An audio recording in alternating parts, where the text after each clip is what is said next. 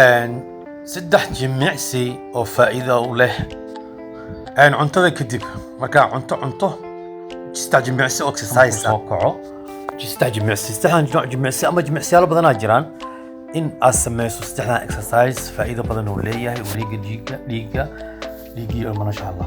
marka hore lugaha inaad garaacdo 50 jeer routine yar inaad samayso taasoo kale 50 jeer inaad samayso saddex exercise mid walba contract sameeyni exercise waxaa sameynaysaa cuntada kadib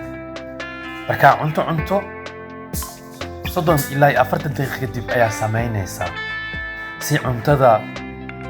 jirka dhiigga wareegga normal ugu noqdo